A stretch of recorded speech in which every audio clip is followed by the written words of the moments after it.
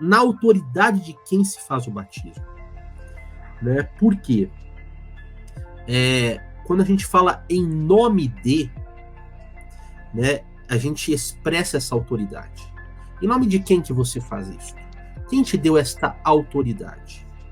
E biblicamente falando, só tem um tipo de batismo, e aí você pode pegar, olha, eu tô aqui cheio de papéis, vocês me perdoem, mas estou tentando aqui achar as passagens, tá? Mas você pode pegar todas elas que falam sobre batismo, né? Lá no chamado Novo Testamento. Se você quiser anotar, olha só. Atos 2, 38 a 41.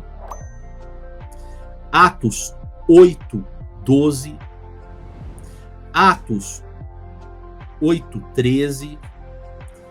Depois, no mesmo capítulo 8, versos 38 e 39.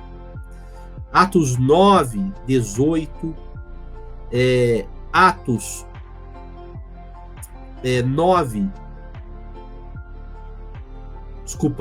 22 e 16, Atos 10, versos 47 e 48, Atos 16, capítulo 16, versos 14 e 15, Atos, mesmo capítulo 16, só que o verso 30 ao 34, Atos 18, verso 8, Atos 19, verso 5, e assim vai, né? Depois tem Romanos, que nós já falamos, Gálatas, por exemplo, 3, 27, Colossenses 2, 12, 1 Pedro 3, 21, e tem mais passagens aí que falam sobre batismo. Se a gente for citar aí todas, a gente vai ficar aqui um bom tempo.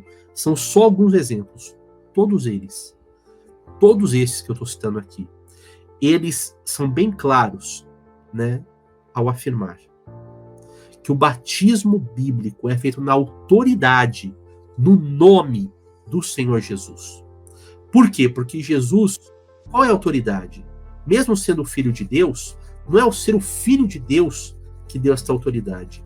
É o viver uma vida de obediência e sacrificar a sua vida, né, por amor aos pecadores. Então ele levou sobre si o nosso castigo. Ele não merecia o castigo, mas ele levou sobre si o nosso castigo. E uma vez que ele leva sobre si o nosso castigo, então é na autoridade, no nome dele, que nós devemos ser batizados. Então, o batismo bíblico, testemunhado pela igreja, porque você pode procurar e você não vai achar um batismo diferente. O pastor falou, imersão, de acordo com o verbo grego baptizo, né? Não aspersão. Né? A gente sabe que a aspersão foi algo que veio ao longo do tempo, né? E foi muito bem recebido na Europa, na fria Europa. Por quê? Porque você se batizar nos meses mais frios do ano e em água corrente era difícil, né? Então, mais fácil derramar uma aguinha na testa do sujeito, né? Assim como imersão, mas também em nome de Jesus, né? A pessoa fala assim, mas não é em nome do Pai, do Filho e do Espírito Santo? Veja, qual é o nome do Pai? E o Pai enviou o Senhor Jesus, e ainda, né, é dito que aquele que vê a Jesus vê ao Pai. E o Espírito Santo é o Espírito do próprio Cristo, né, e o Espírito também do Pai. Então, não se trata aí de 3 pessoas. Quem realmente morreu por nós e nos deu essa autoridade é Jesus. Então, é em nome dele, e o nome dele é suficiente. Você não precisa ter dúvida, eu vou batizar em nome de Jesus, em nome do Pai, do Filho e do Espírito Santo. Não, o nome de Jesus é suficiente, desde que o batismo seja por imersão, né, e em águas correntes. E desde que você experimente, antes dele, o arrependimento e manifeste a fé em Jesus. Ou seja, você experimente a conversão. Né? Se você for assim, você pode ter tranquilidade em ter este batismo, o batismo bíblico, porque ele será suficiente. Né? E você vai estar cumprindo plenamente a vontade de Deus. De outra maneira, querido, né, qualquer outra maneira, você não estará cumprindo a vontade de Deus. Agora, né? E aqueles que dizem que Deus só quer o coração, né? E aqueles que falam que é simbólico, né? Para que se preocupar tanto com isso? Vamos buscar fazer as coisas mais concretas, né? Já que isso é só uma simbologia. Ora, né? Como nós já falamos, é uma simbologia, mas é um mandamento, né? E por ser um mandamento, né?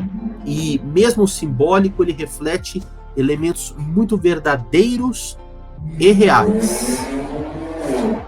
E aí também, queridos, nós precisamos entender, né, que quando você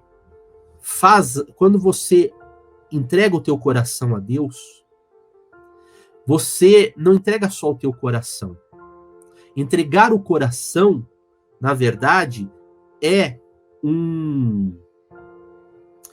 uma outra forma, né, de você falar que você vai se entregar completamente com as tuas obras, tuas atitudes, teus pensamentos, teus sentimentos. Tal é que o coração, nos tempos bíblicos, né, cardia, era considerado o centro do corpo humano, o centro da vida humana. Não se tratava só de um órgão, né, mas era onde se comandava tudo, né, e a partir dele, pensamentos, a partir dele, sentimentos, e a partir dele, tudo que você faz. Então, quando você fala que Deus quer o coração, você está apenas falando o seguinte: Deus quer tudo. Deus quer ser o centro da minha vida. E a palavra de Deus confirma isso. Mais uma vez, pegando um texto bíblico que nós temos usado bastante aqui nos programas Origens Podcast. Mateus, capítulo 7, verso 20 a 23. Né? Assim, pois, pelos seus frutos vocês os conhecerão. Nem todo o que me diz Senhor, Senhor, entrará no reino dos céus, mas aquele que faz a vontade do meu Pai que está nos céus. Muitos naquele dia vão me dizer: Senhor, Senhor, nós não profetizamos em teu nome? E em teu nome não expulsamos demônios? E em teu nome não fizemos muitos milagres? Então lhes direi claramente ou abertamente: eu nunca vos conheci. Afastem-se de mim, todos vós que praticam a iniquidade, ou, literalmente, que transgridem ou vivem sem a lei de Deus. Ora, pelos seus frutos se conhece a árvore. Então, quer dizer, se você tem um coração entregue a Deus, os teus frutos vão testificar isso. A árvore dá bons frutos.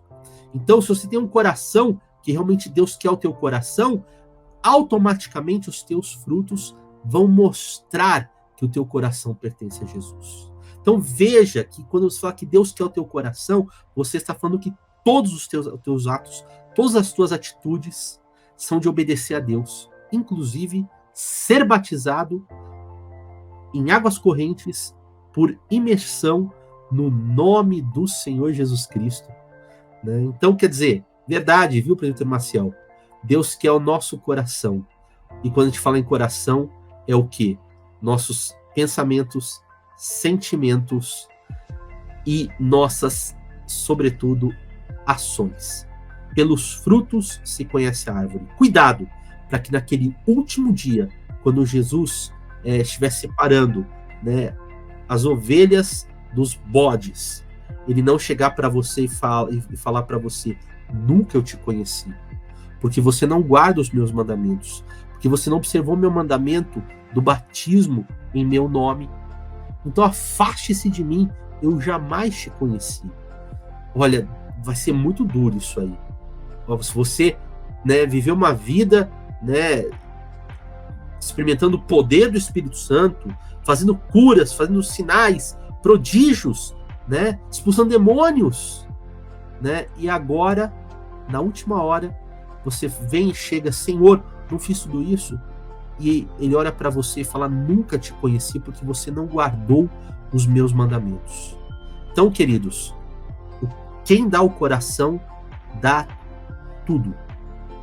O coração, né, diferente do que alguns pensam, não é apenas os sentimentos, né? Mas sim é a vida toda. Quem ama, né, não deve dar apenas os seus sentimentos, porque muita gente pensa isso, né? Eu amo um, só que estou casado com o outro. Isso não existe, né? Assim também nós não podemos viver dessa maneira, né?